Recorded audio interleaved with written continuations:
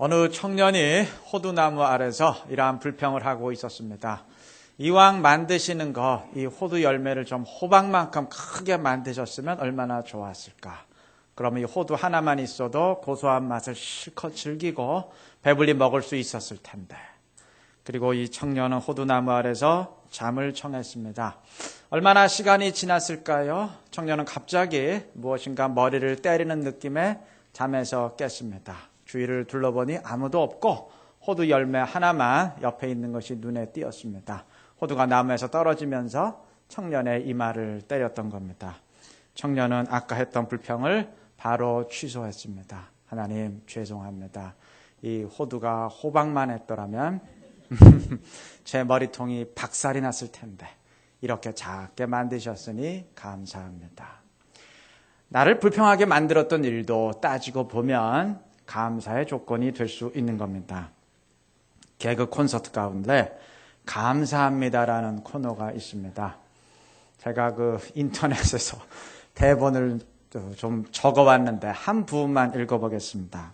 이게 원래 운율을 맞춰서 읽어야 되는데 그렇게 하면 그 목사가 너무 체신 없어 보일까봐 좀 충격받는 사람이 있을까봐 자, 좀 적당히 읽겠습니다. 백수 3년차 생일날인데 돈이 없어 생일 파티 짜증나는데 친구들이 많이 오면 큰일 나는데 내 생일을 아무도 몰라 감사합니다. 수능 끝났어. 대학 등록금 너무 비싸 부모님께 말 못했는데 어차피 난 떨어졌네 감사합니다. 그만하겠습니다. 더 있는데 분위기상 그만해야 될 것 같아요. 제가 웃겨서 못할 것 같아요. 물론 개그죠. 개그니까 풍자입니다. 그런데 풍자지만 의미가 있어요. 물론 정말 이대로 되면 안 되겠지만 어쨌든 삶의 어떤 현실에서도 감사한 쪽으로 생각하는 그 원리만큼은 우리 삶에 꼭 필요한 것입니다. 소설 어린 왕자에서 하루는 어린 왕자가 나는 외롭다 이렇게 크게 소리를 지르니까 나는 외롭다 라는 메아리가 반복해서 들려왔습니다. 인간의 현실을 그대로 표현한 장면입니다. 내가 외롭다고 탄식하면 더 외롭게 될 것입니다. 반대로 감사한 마음을 지니면 더 감사하게 될 것입니다. 하나님은 감사하는 자에게 감사할 일을 더하시기 때문입니다. 오늘 추수감사주일입니다. 이 추수감사주일이 어떤 의미인지 뭐 하는 날인지 굳이 반복해서 설명하지는 않겠습니다. 우리가 언뜻 생각하기에 인간이 심고 물주고 관리하면 곡식과 열매를 얻는 것 같지만 그것만으로 되는 일인가요? 아니죠. 먼저 농사에 알맞은 땅이 있어야 되고 또 하늘에 햇빛과 비가 있어야 가능한 일입니다. 한 톨의 곡식에도 하늘과 땅의 우주적 작용과 협동이 필요한 것입니다. 당연히 온 우주 만물을 주관하시는 하나님께 감사할 수밖에 없는 것입니다. 하나님이 내리시는 축복의 영역은 비단 농사뿐만이 아니죠.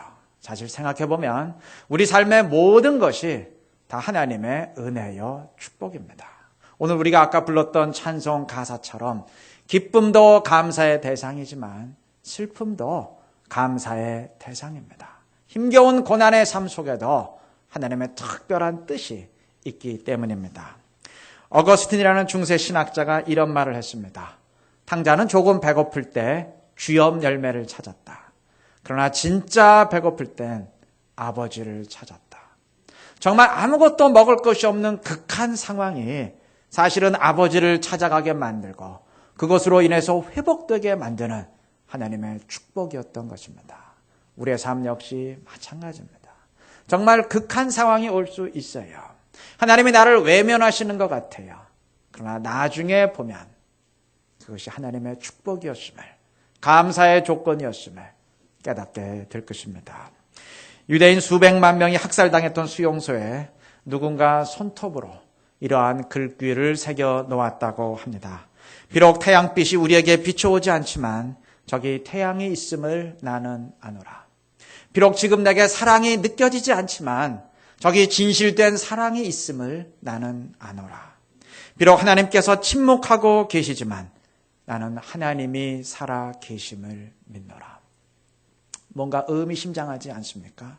여러분, 하나님이 정말 나를 외면하시는 것 같은 힘든 삶에도 하나님의 사랑과 은혜가 있습니다. 나를 위해 예비하고 계시는 하나님의 축복이 있습니다.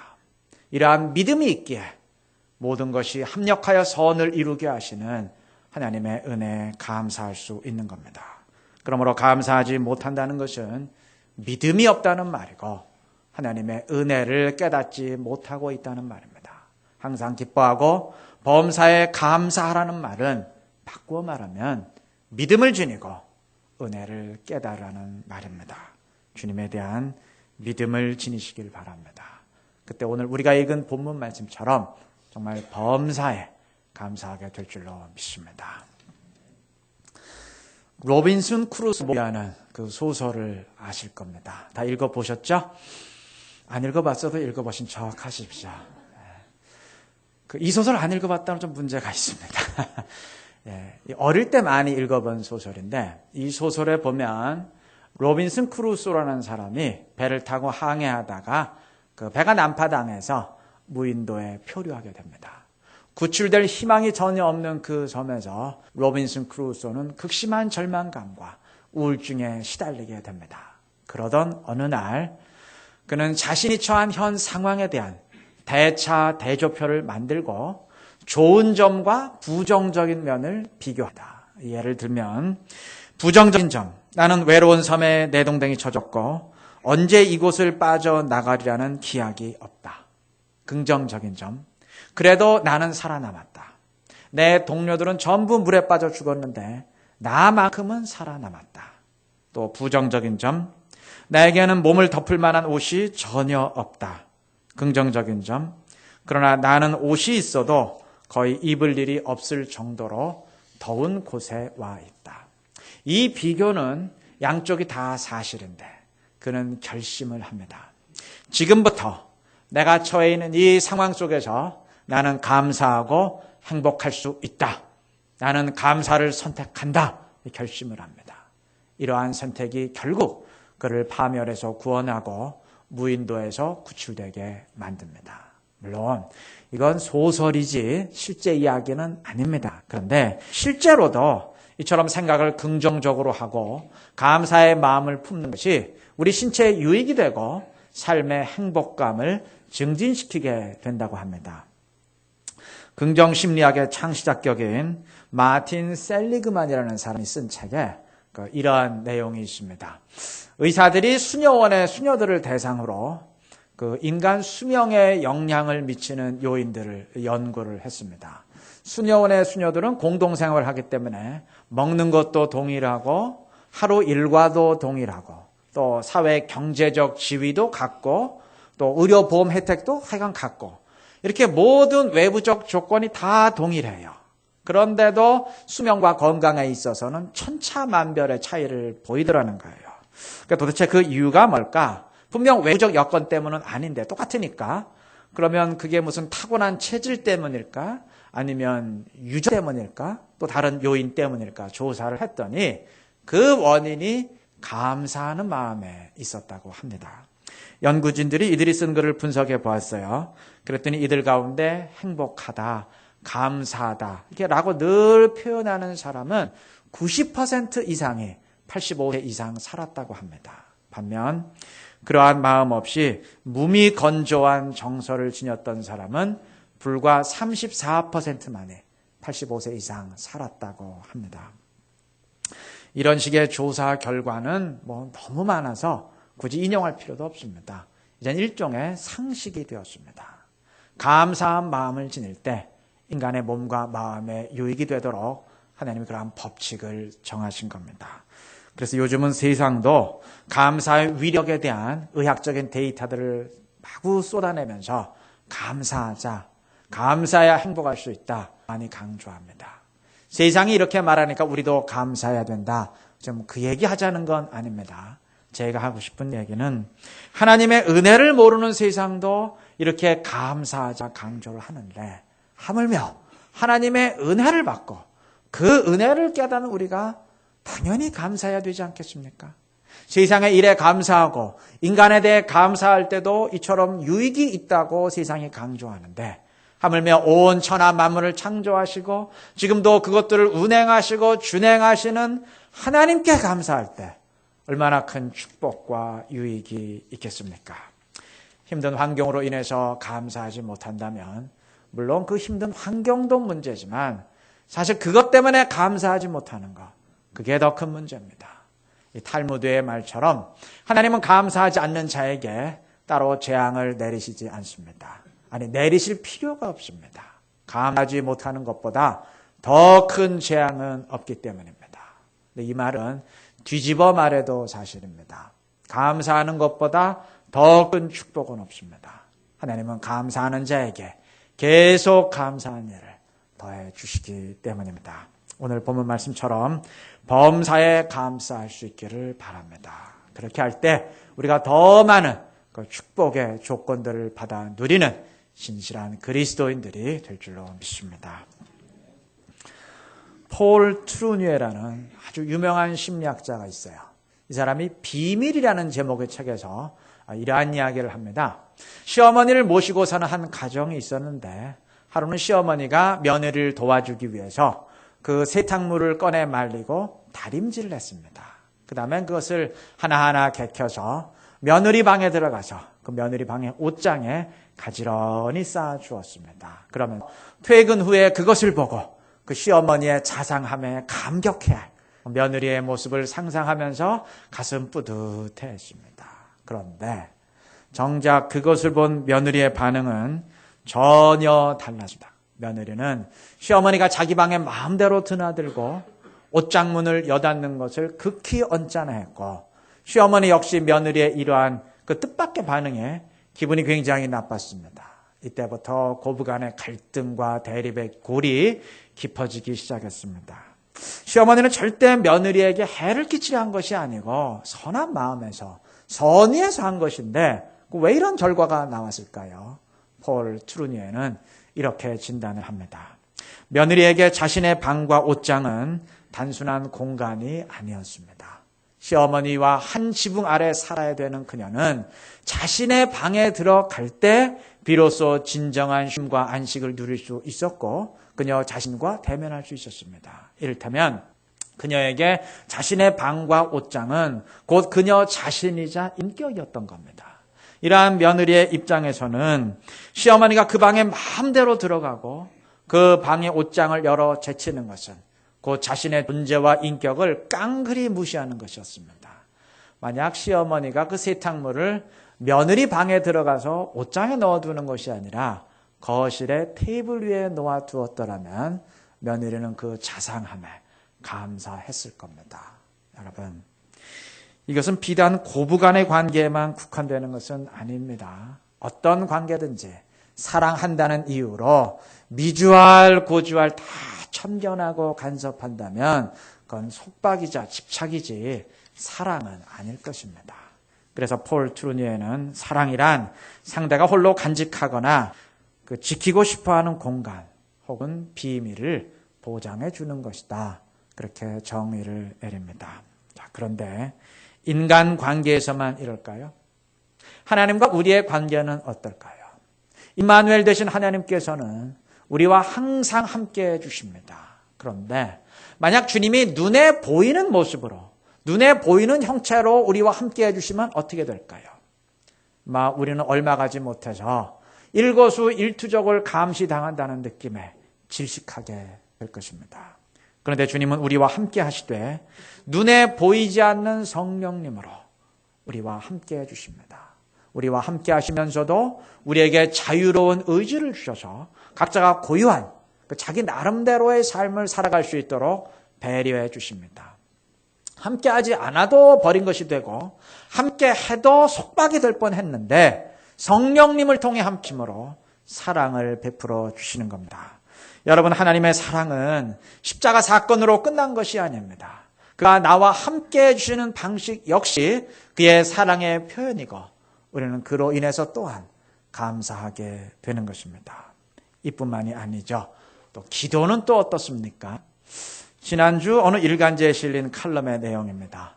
아버지와 아들의 대화인데 이게 실제 대화였다고 합니다. 대학 졸업했다고 해도 취직이 안 됩니다. 대학 다니면서 학원 다니고 자격증 따서 스펙을 쌓았지만 헛고생이었습니다. 너희들의 눈높이가 문제다. 지금 외국인 근로자가 20만 명이 넘는다고 하는데 요즘 젊은이들은 너무 넥타이맨 직장만 찾는 것이 아니냐? 우리는 고생하면서도 너희를 너무 편하게 키워서인지 너희는 도무지 어려움을 견디는 훈련이 안 돼 있는 것 같구나. 아버지 세대는 거의 모두가 가난하고 어렵게 살면서 매진했지만 저희는 여기저기서 너무 많은 빈부의 차이를 보고 있습니다. 우린 너무 박탈감을 느낍니다. 그래서 그런 막막함이 SNS로 주고받으면 해결되냐? 그런 문제가 박원순 씨가 시장이 되고 안철수 교수가 정치에 나오면 해결되냐? 물론 그들이라고 해도 우리가 당하고 있는 구조적 문제들에 대한 해답은 줄 수 없을 것입니다. 하지만 적어도 그들은 우리의 이야기를 들어주고 우리의 막막함에 공감하고 위로해 줍니다. 이 정권과 기득권 세력들은 너무 우리를 무시했습니다. 여기까지만 읽겠습니다. 글쓰는 이 대화를 소개하면서 부자와 기득권 세력은 이긴 자가 모든 것을 가지려 해서는 안 되고 모든 세대가 상대방의 문제에 대한 이해와 공감을 갖는 것부터 시작할 것을 권유하고 있습니다. 언뜻 듣기에 진보 매체 실린 내용 같지만 지난주 15일자 조선일보 김대중 칼럼에서 제가 요약해서 발췌한 것입니다. 이 대화 가운데 누구의 말이 맞느냐 따지는 것은 목사가 설교 시간에 할 일은 아닙니다. 그러고 싶은 마음도 없고 또 이 두 사람의 말이 세대를 대표하는 것도 아닙니다. 그러나 어쨌든 이 대화만 놓고 본다면 이 젊은이는 문제를 해결해 주지는 못할지언정 우리가 하는 말을 들어주고 개입해 달라고 호소하는 것 아니겠습니까? 뒤집어 말하면 그만큼 자신들의 이야기를 들어주는 사람이 없기에 답답해하는 것 아니겠습니까? 그런데 이게 비단 젊은이들만의 통증이겠습니까? 사실 따지고 보면 모든 세대, 우리 모두가 지니고 있는 답답함 아니겠습니까? 이 답답함을 어디 하소연할 데가 없는 그러한 문제를 다 지니고 살아가는 것 아니겠습니까? 자, 그런데 하나님은 어떠신가요? 하나님이 언제 귀찮다고 우리를 무시하시던가요? 나의 말을 막으시면서 이제 그만 얘기해라 그렇게 말씀하시던가요? 아니죠. 그건 언제나 우리의 얘기를 듣기를, 우리의 기도를 듣기를 원하십니다. 정신과 의사처럼 직업적으로 듣는 것도 아니고 정치가들처럼 체면 때문에 자기 이해관계 때문에 듣는 것도 아니고 우리를 사랑하기에 언제나 들어주십니다. 또 단지 듣기만 하시나요? 내 삶에 개입해 주시고 위로하시고 이끌어 주시고 해결해 주십니다. 우리는 그러한 하나님으로 인해서 또한 감사하게 되는 겁니다. 그런데도 감사하지 못한다면 우린 먼저 회개부터 해야 될 것입니다. 여러분, 우리 그리스도인들이 감사하지 못한다면 그것은 세상 사람의 경우와는 비교도 할 수 없는 좀 심각한 문제에 빠져 있는 것입니다. 그것은 단지 내 삶이 힘들다는 환경적 문제나 내 성격이 부정적이라는, 생각이 부정적이라는 그 성격장애 문제로 끝나는 것이 아니고 하나님이 베푸시는 은혜와 사랑을 깨닫지 못하는 믿음의 문제요, 영적인 문제이기 때문입니다. 주님이 베푸시는 사랑, 즉 그의 은혜를 깨달을 수 있기를 바랍니다. 그 은혜를 깨달으면 깨달을수록 우리가 주 앞에 감사하게 될 줄로 믿습니다. 말씀을 맺겠습니다.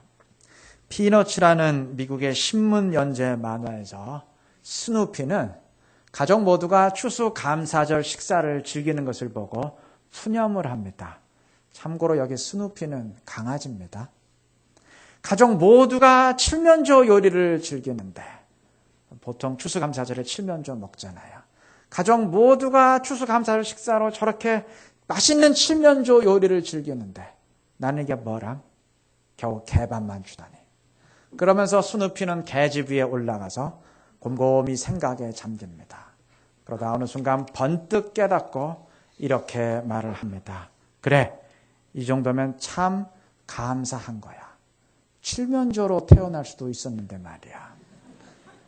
물론 만화에 불과한 내용이지만 생각해 보면 이 스누피가 깨달은 원리가 곧 우리 모든 그리스도인들이 깨달아야 될 원리와 본질이 같습니다. 에베소 1장 4절의 말씀처럼 하나님은 우리를 창세 전에 이미 구원받은 자녀로 선택하셨습니다. 우리는 세상에 태어날 때 이미 영생을 보장받은 하나님의 자녀로 태어난 것입니다. 그럼에도 내 삶이 불평으로 얼룩져 있다면 한번 반문해 보시기 바랍니다. 만약 내가 구원받지 못한 사람으로 태어났으면 그거 어떻게 할 뻔했습니까? 그건 칠면조로 태어난 것과는 비교도 할 수 없는 더 심각한 문제에 빠진 겁니다. 물론 만화에 불과하지만 강아지 스누피도 그러한 원리를 깨닫고 불평을 멈추었습니다. 우리말에 흔히 개를 빗댄 욕이 많은데 우리 그리스도인들이 개만도 못해서야 안 되지 않겠습니까? 내가 어떤 환경 가운데 있든지 하나님의 은혜를 깨닫고 감사할 수 있기를 바랍니다. 감사하되 지금 감사하시기를 바랍니다. 세상에서 가장 비싼 금은 순금도 아니고 황금도 아니고 지금이라 하지 않습니까? 이 고생만 끝나면 내가 감사할 텐데 하시나요? 지금 감사하지 못하면 고생 끝나도 감사하지 못합니다. 내가 성공만 하면, 내가 부자만 되면 정말 하나님께 감사할 텐데 하면서 감사를 미루고 계시나요? 지금 감사하지 못하면 성공하기도 힘들거니와 성공해도 감사하지 못할 것입니다. 우리는 행복하기에 감사하는 것이 아닙니다. 감사하기에 행복이 나에게, 우리에게 다가오게 되는 것입니다. 다윗은 감사의 시라는 제목이 붙은 시편 100편을 기록하면서 4절에서 이렇게 고백을 합니다. 감사함으로 그의 문에 들어가며. 왜 감사함으로 문에 들어간다고 고백했을까요? 감사는 신앙의 시작이기 때문입니다. 감사는 신앙의 문을 여는 시작이고 축복의 시작이고 행복의 시작인 것입니다. 감사를 통해 이러한 문들을 여시기를 바랍니다. 그래서 감사의 조건을 더 풍족히 누려가는 축복된 우리 모두가 되시기를 그리스도의 이름으로 축원합니다.